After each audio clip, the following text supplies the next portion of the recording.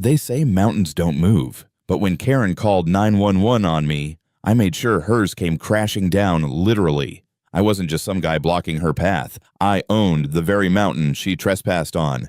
What happened next left her car buried under an avalanche she never saw coming. Let us know where you're watching from today, and if you're new here, don't forget to like this video and subscribe to join our growing community. I've always believed that solitude on a mountain is the closest a man can get to pure freedom. My cabin sits at nearly 7,500 feet above sea level, surrounded by towering pine trees and snow-capped peaks that shine like silver under the sun. From my front porch, I can see the entire valley stretched out like a painted canvas, golden fields in the summer, and a blanket of white during the long, harsh winters. Life up here is tough, but it's honest. You split your own firewood, shovel your own driveway, and earn every sunrise you wake to see. That's why I moved here years ago, leaving behind the noise and chaos of the city. For the most part, I lived in peace. The only company I needed was the occasional elk wandering close to my cabin, or the whispering sound of snow falling at night. I'd spend mornings with a cup of coffee on the porch, watching hawks ride the mountain winds, and evenings stoking the wood stove while the flames danced like old friends. Nothing ever disturbed this rhythm until she showed up. Karen, now. I didn't know her name at first. All I saw was a fancy SUV rolling up the old Forest Service road that cut across part of my land. At first, I thought she was just a tourist who'd lost her way, but the way she marched up to me that day told a different story. She had that tight jaw, furrowed brow, and a glare that could sour milk. "Are you the guy blocking the trail?" she demanded, hands on her hips. I blinked, trying to place her words. "Ma'am, this isn't a public trail. This is private property." "My property?" She snorted like I'd told her the sky was green. "I've been using this path for years to reach the ridge. You can't just put a gate there." I glanced back at the steel gate I'd installed a few months ago. It wasn't anything fancy, just a sturdy barrier with a padlock, meant to keep trespassers and off-roaders from damaging my land. The winters here are brutal, and every spring I'd have to deal with ruts, litter, and sometimes even fires left behind by careless strangers. So, I did what any responsible landowner would do. I protected what was mine. "Ma'am," I said firmly, "this road runs through my property. I paid for it. I maintain it. And I'm not required to let anyone use it unless I say so." Her face flushed red like I'd slapped her with a snowball. "We'll see about that," she muttered, storming back to her SUV. I watched her tires kick up a spray of gravel as she sped away. Something told me that this wasn't over. That night, I couldn't shake the tension. The fire crackled in the stove, but my mind kept circling back to that encounter. I'd dealt with stubborn hikers and nosy neighbors before, but something about Karen's tone, it was more than entitled. It was like she thought she owned the whole mountain. The next morning, I went about my chores. I split a few logs, fixed a loose hinge on the barn door, and checked the ridge for avalanche warnings. Winter storms were on their way, and I needed to make sure the upper slopes were stable. But just as I was tightening the last chain on my snowmobile trailer, I saw her SUV again. She rolled down her window with a smug look. "I've called the HOA. They'll deal with you." I almost laughed. "Ma'am, we're in the middle of nowhere. There's no HOA here." "Well, then I'll call 911. You'll be hearing from them soon." She revved her engine and sped off again, leaving me with a cloud of exhaust and a growing sense of unease. The morning after Karen's little outburst, I woke up to the sound of tires crunching on the frozen dirt road outside my cabin. It wasn't unusual for delivery trucks or the occasional hunter to pass through, but when I peeked through my frosted window, I saw her SUV parked right in front of my gate again. She wasn't alone this time. Karen had brought a man with her. He looked like the type who'd rather be anywhere else, bundled up in a fancy down jacket with the hood pulled tight, trying to avoid the biting mountain wind. I slipped on my boots and stepped out onto the porch. "What's this about?" I called out, voice firm but calm. Karen whipped around, pointing at me like she was about to declare war. "This is trespassing on public land," she shouted. "You can't just close off a road people have used for decades. My family and I have hiked this ridge every winter. You don't own nature." I took a slow breath, walking closer so I didn't have to yell over the howling wind. "Karen, this road isn't public. It runs straight through my property line. I have the survey papers, tax documents, and everything to prove it. The man next to her shifted uncomfortably. Maybe we should just talk this out. Stay out of it, Karen snapped at him. He thinks he can boss us around just because he built some fancy gate. I kept my cool, but inside, my patience was running thin. The gate isn't there to inconvenience anyone. It's there because I'm tired of cleaning up trash, fixing ruts, and chasing off people who think my land is a playground. I'm not stopping you from enjoying the ridge. You just need to take the public trailhead 2 miles down the valley. That's what it's there for. Karen folded her arms, glaring like I'd insulted her ancestors. 2 miles, I'm not walking 2 extra miles because you decided to play king of the mountain. I'm calling the sheriff. Go ahead, I said, standing tall. You'll only embarrass yourself. She scowled, then pulled out her phone, muttering something about men with too much power as she dialed. The man beside her looked apologetic, but he didn't say a word. I went back to the porch, leaning against the railing while she made her call. She was loud, making sure I could hear every word. Yes, officer. There's some guy blocking public access up here. He's being aggressive. I feel threatened. I rolled my eyes. I hadn't moved an inch from my porch, but already she was painting me as the villain. Within an hour, I heard sirens in the distance. A county sheriff's SUV crawled up the road, lights flashing against the icy trees. I met him halfway, snow crunching under my boots. "Morning, sir," I greeted, tipping my hat. I'm guessing this is about her, the sheriff. A broad-shouldered man with a calm demeanor nodded. "Got a call about a dispute over access. Mind telling me what's going on?" Karen rushed up before I could answer. "This man blocked the only road to the ridge. He's threatening hikers. He can't just take the mountain for himself." The sheriff raised a hand. "Ma'am, let him speak."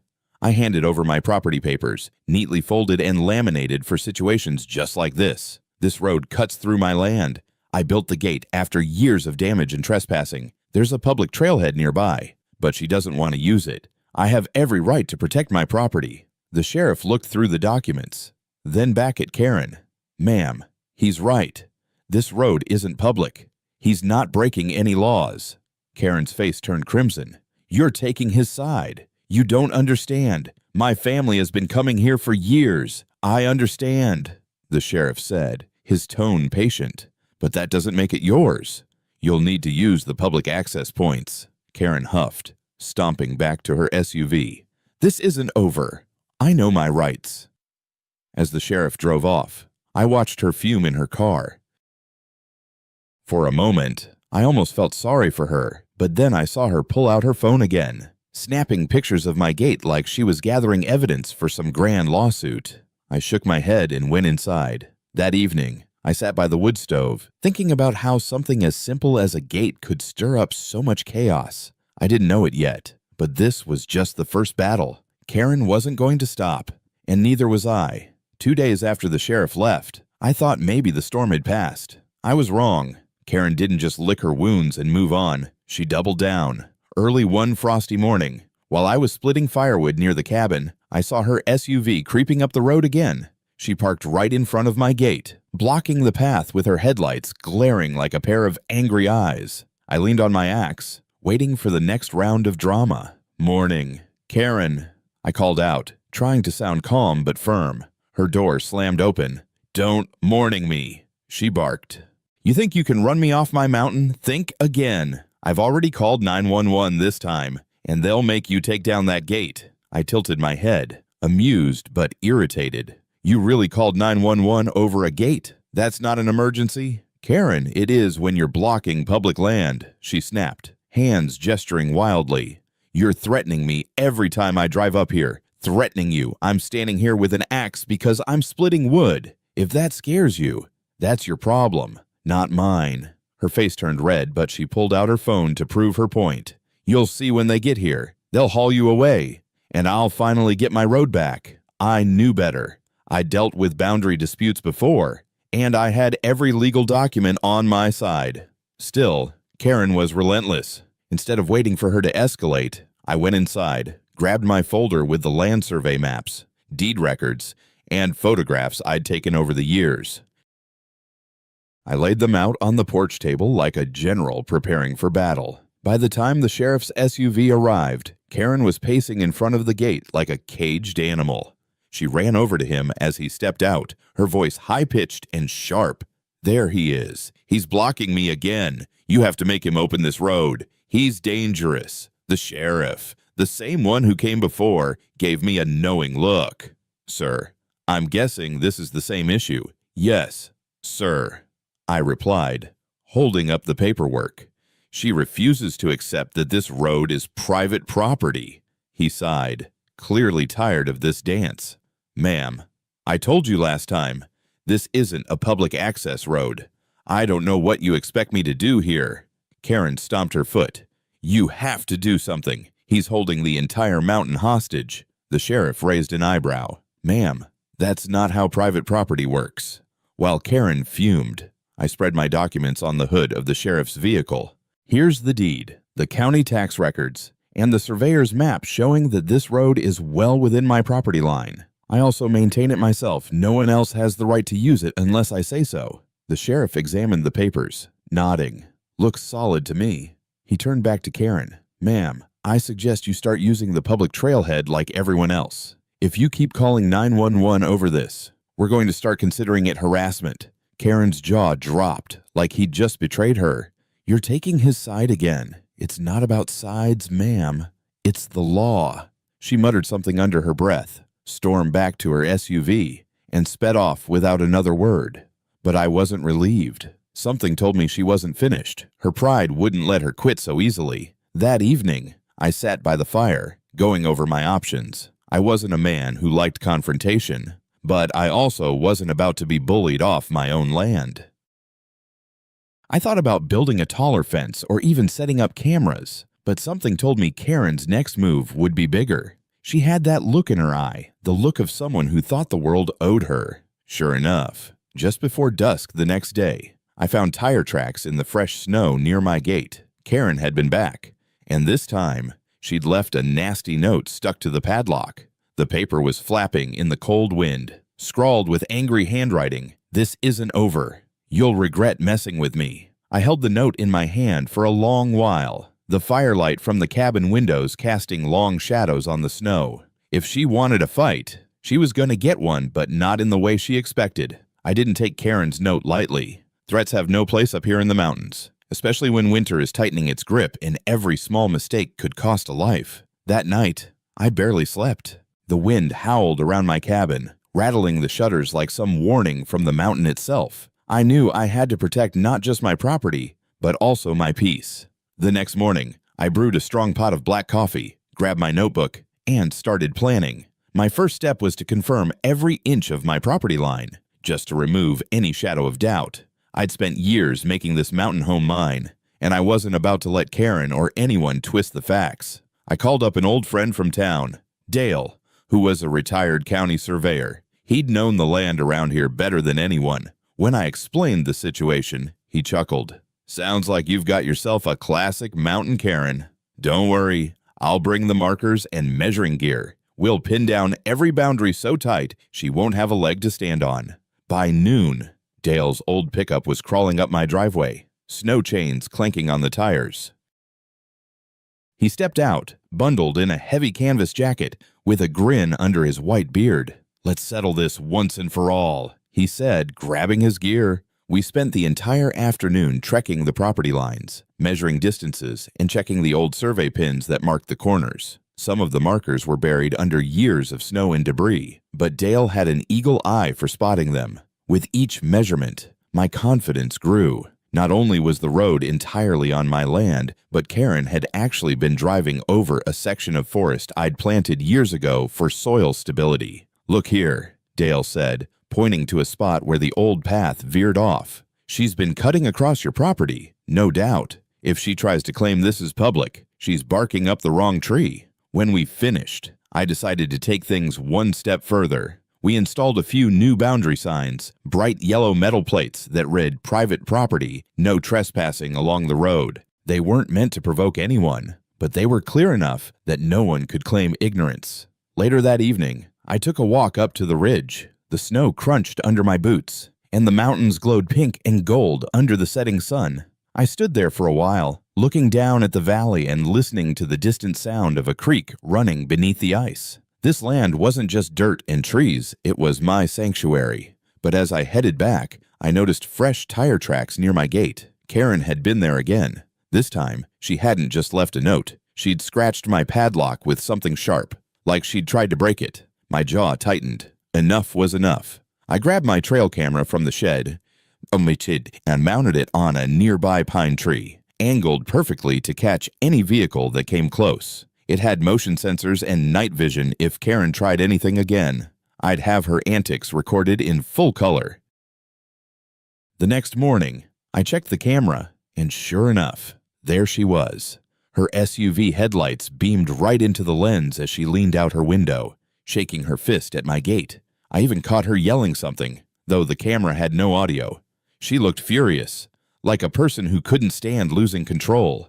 That night, as the snow began to fall heavily, I sat by the fire, staring into the flames. I knew Karen's obsession with that road wasn't going to end just because I had proof. In fact, I had a bad feeling she'd push things too far and the mountain wouldn't forgive her recklessness. Winter on the mountain is beautiful, but it's also merciless. When the snow piles up faster than the trees can bear, and the slopes become heavy with ice, you start paying attention to every sound, every shift in the wind. One wrong move can bring the whole mountain down on you. A week after Karen's latest stunt, the weather turned brutal. Heavy snowstorms rolled in, dumping nearly 3 feet of fresh powder on the ridges. The avalanche risk climbed to red level warning, something every mountain local knows not to mess with. I spent the next couple of days prepping, making sure my cabin and outbuildings could withstand the weight of the snow. I cleared the roof, shoveled paths, and set up markers along my driveway to keep track of the edges in case of a whiteout. That morning, as I was topping off the firewood stack, I noticed fresh tire tracks again. No surprise who they belonged to. Karen's SUV had crawled up the road during the storm. I checked my trail camera, and there she was, captured in the dead of night, headlights on, trying to inch past my gate as if the snow warnings didn't apply to her. I shook my head. If she kept driving up those mountain switchbacks, she wasn't just risking her car, she was risking her life. Later that afternoon, I drove down into town to pick up supplies and check the avalanche updates from the ranger station. The ranger, a tough woman named Marcy, who'd worked these mountains longer than anyone I knew, gave me a hard look when I told her about Karen. "She's got no business driving up those roads right now," Marcy said, slamming her clipboard on the counter. "The north slope's unstable. One more disturbance and that snowpack will slide like butter off a hot skillet." "Can you talk to her?" I asked. "I've told her to stay off my land, but she doesn't listen to me or the sheriff." Marcy sighed. "I'll put out another public warning, but if she ignores it, there's only so much we can do. Some people don't believe danger until it's staring them in the face." By the time I got back to my cabin, the snow had started again, fine powder falling thick and fast. I could hear distant rumbles from the peaks, the sound of snow shifting under its own weight. I checked my gate, tightened the lock, and made sure the warning signs were visible despite the storm. The next morning, I found Karen's SUV parked just beyond the first bend of the road. She'd ignored every warning and tried to drive higher, but her car must have gotten stuck in the deep snow. It sat there, half buried, with tire marks showing where she'd spun her wheels over and over, trying to force her way forward. I followed the tracks on foot and found Karen pacing near the gate, bundled in a bright red parka, but clearly furious. "Why is this gate locked again?" she shouted, as if I had nothing better to do than wait for her tantrum. "I need to get up to the ridge my family's supposed to visit for the weekend, and you're blocking the only route." I stood my ground, leaning on the shovel I'd been carrying. "Karen, I told you before, this is private land, and with this much snow, that ridge is dangerous. You drive up there now, and you're asking for trouble." "The avalanche risk is through the roof," she scoffed, crossing her arms. "You're just trying to scare me.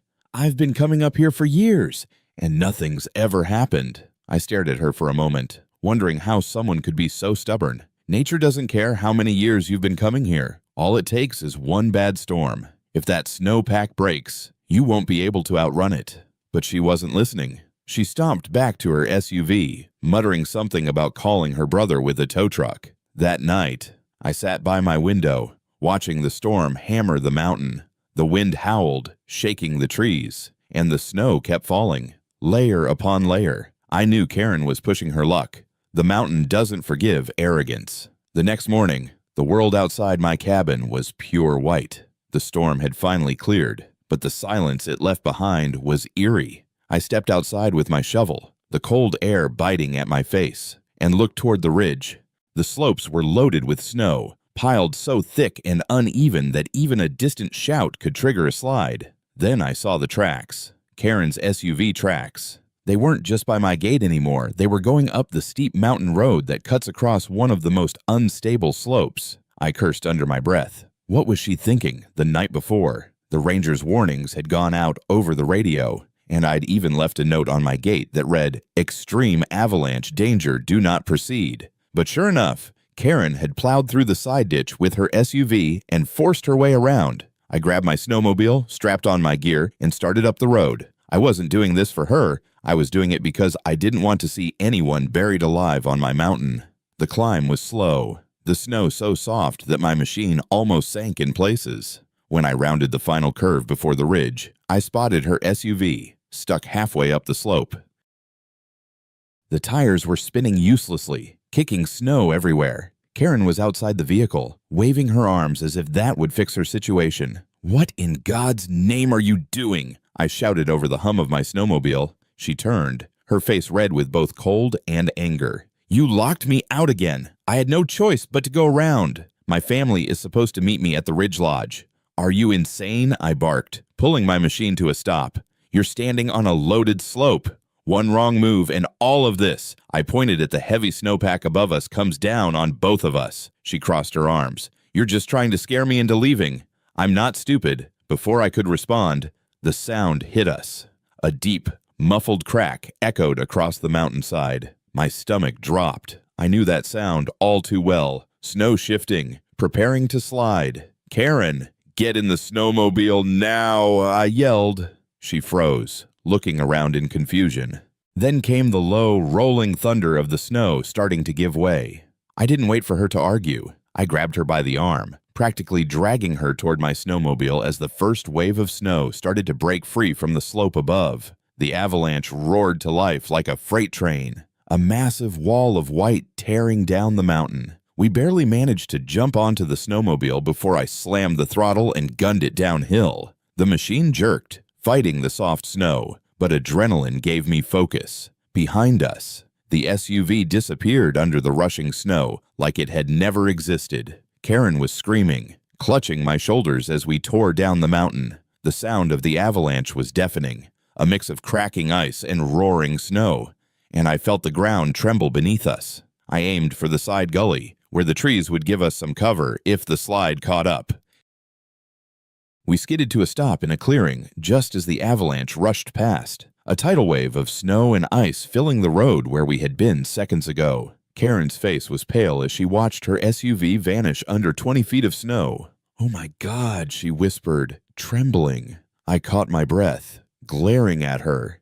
"You're lucky you're alive. I told you this was dangerous." She didn't argue. For the first time since I met her, Karen looked genuinely shaken. Her arrogance had been buried along with her car. By the time we made it back to my cabin, she was silent. I gave her a hot cup of coffee and a blanket while we waited for the sheriff, who came up later that afternoon after I called in the avalanche. When the sheriff finally pulled up that afternoon, the crunch of his tires on the packed snow was the only sound besides the wind. The avalanche had swallowed the upper road completely. All that was left of Karen's SUV was the tip of her radio antenna, sticking out of the snow like a flag of defeat. "Good Lord," the sheriff muttered as he stepped out of his vehicle, surveying the slope. His eyes traveled from the buried SUV to Karen, who was wrapped in the thick wool blanket I'd given her, still pale from the shock. I heard there were avalanche warnings, but I didn't expect to see a slide this big. Karen didn't miss a beat. She sprang to her feet, pointing at me with shaking hands. "This is all his fault," she yelled, her voice cracking. "He locked the gate and forced me to drive around. He caused this. He's reckless and dangerous." The sheriff, a calm and seasoned man who dealt with mountain disputes before, raised a hand. "Ma'am, slow down. Nobody caused this but the storm and the snowpack. What were you doing on that road during avalanche warnings?" Karen's face twisted, her lips trembling like she couldn't decide whether to cry or argue. I just needed to get to the Ridge Lodge. My family was supposed to meet me there. He blocked the road and I had no choice. I stepped forward, keeping my voice steady. "Sheriff, I've told her time and again, this is private land. I left notes on the gate. I even warned her face to face about the avalanche risk. She chose to ignore all of it. She went around my gate in the middle of a storm. This could have been fatal." The sheriff turned back to Karen with an expression that was equal parts disappointment and disbelief. "Ma'am, you're lucky to be alive. If he hadn't gone up there with his snowmobile, we'd be pulling your body out of that snow right now. You need to understand that private property is private, and ignoring avalanche warnings isn't just illegal, it's suicidal." Karen's jaw tightened, but she said nothing. For the first time, I saw a crack in her confidence. The reality of what had happened was sinking in.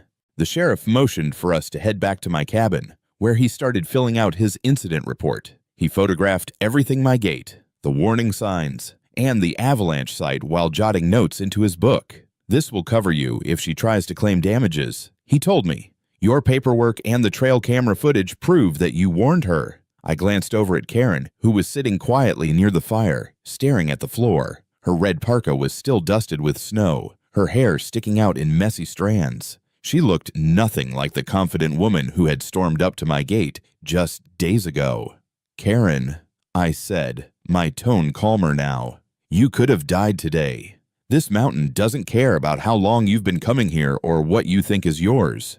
Nature isn't negotiable. I don't want to see anyone hurt, but I can't have people ignoring my warnings either." She raised her eyes to mine, and for once, I didn't see defiance. I saw regret. I didn't think it was that dangerous," she admitted quietly. "I thought you were just trying to keep people out because you were stubborn. I'm sorry. I shouldn't have gone around your gate." I let out a slow breath, letting her words sink in. "Apology accepted," I said after a moment, "but you need to understand this land is my responsibility. If something happens here, it's on me. That's why I'm strict about the rules." The sheriff looked at her and added, "You'll need to arrange a professional recovery team to dig out your SUV, assuming it's not totaled, and you'll be covering the cost. The county isn't going to pay for a rescue caused by ignoring warnings." Karen swallowed hard but didn't argue. Her pride had taken a beating, and I think she finally realized this wasn't a game she could win with stubbornness or phone calls. As the sheriff wrapped up his paperwork, he turned to me. "If she gives you any more trouble, let me know. But after this, I think she's learned her lesson." After he left, the cabin fell quiet again, except for the crackle of the wood stove. I sat across from Karen, watching her sip the hot coffee I'd given her. She was no longer glaring or complaining, just lost in her thoughts. "You'll be okay getting down the mountain?" I asked after a while. She nodded slowly. "Yeah, I just need to rethink some things. I've been coming here for years, but I guess I never really respected how dangerous it can be, or how much work it takes to keep a place like this safe." I gave her a small nod. "It's not just about gates and fences. It's about respecting the land and the people who care for it." She looked at me for a moment, then said softly, "Thank you for saving me." It wasn't much, but I could tell she meant it. The following morning, the mountain was quiet again, blanketed in a heavy ice calm. The storm had passed, leaving behind a sharp chill and a sky so blue it looked painted. Karen had spent the night in town after the sheriff drove her down the mountain, leaving her SUV entombed under a mountain of snow. For the first time in weeks, I felt a strange sense of relief, like the mountain itself had spoken, delivering its own kind of justice. Still, I knew this story wasn't finished. The sheriff had promised to file a formal incident report, and Karen would have to deal with the towing company and the thousands of dollars it would cost to dig her car out if it could even be saved. She'd also face fines for trespassing on private property and ignoring avalanche warnings. That afternoon, I drove my snowmobile up to check the ridge. The slide had carved a path of destruction down the mountainside. Trees were snapped like matchsticks, and the road was buried under a thick slab of ice and compacted snow. Looking at the wreckage, I couldn't help but shake my head. It could have been so much worse. If I hadn't been there, Karen might not have survived. As I stood there, the sheriff's voice echoed in my mind. This man saved your life. I hadn't thought of it that way in the moment, but the truth was, I didn't even hesitate to risk my own neck to get her out of danger. Not because I liked her, far from it, but because that's what you do out here, on the mountain. You look out for people, even when they don't deserve it. A few days later, I was splitting logs by the cabin when I heard tires crunching up the driveway. I turned, half expecting another argument, but instead I saw Karen stepping out of a pickup truck. She wasn't wearing her usual smug look. She had her hands in her coat pockets, her expression soft and almost humble. "I came to apologize," she said, her breath visible in the cold air. I put down my axe and waited, saying nothing. "I was wrong," she continued. "About the road, about the mountain, about you. I let my pride get the better of me, and I could have died because of it. I know I can't undo the mess I made, but I wanted to tell you I'm sorry. Truly." There was a sincerity in her voice I hadn't heard before. Maybe it was the avalanche that had shaken her. Maybe it was the bill she was facing for the SUV recovery. Either way, I could see she wasn't here to pick a fight. "I appreciate you saying that," I replied. "You scared me, Karen, not because of what you did to me, but because I knew that mountain was going to eat you alive if you kept pushing your luck. Out here, you don't get second chances very often." She nodded, glancing down at her boots. "I understand that now. I should have respected your property and your warnings. I could have rubbed it in, told her how much trouble she caused me, but I didn't. Instead, I said, the mountain taught you that lesson better than I ever could. Just don't forget it." We stood there for a moment in the quiet, and then she added, "The sheriff told me about the footage you had of me trespassing. If you want me to pay for the damages to your gate or the property, just send me the bill. I owe you that much." I gave a small nod. "I'll let you know. But honestly, the best thing you can do is stay safe and use the public trail like everyone else." She offered a faint smile. "Deal." After she left, I sat on the porch for a long time, watching the sun sink behind the ridge. The mountain was calm now, as if everything had been set right again. Over the next week, I rebuilt part of the gate and reinforced my boundary signs. People in town started to hear the story how Karen had ignored the warnings, and how the avalanche buried her SUV. Some laughed, some shook their heads, but everyone agreed the mountain doesn't play favorites. By the time spring rolled around, Karen had stopped coming up my road. I heard she'd started hiking the public trail with her family instead, and from what the sheriff told me, she even thanked him for setting her straight. As for me, I got my peace back.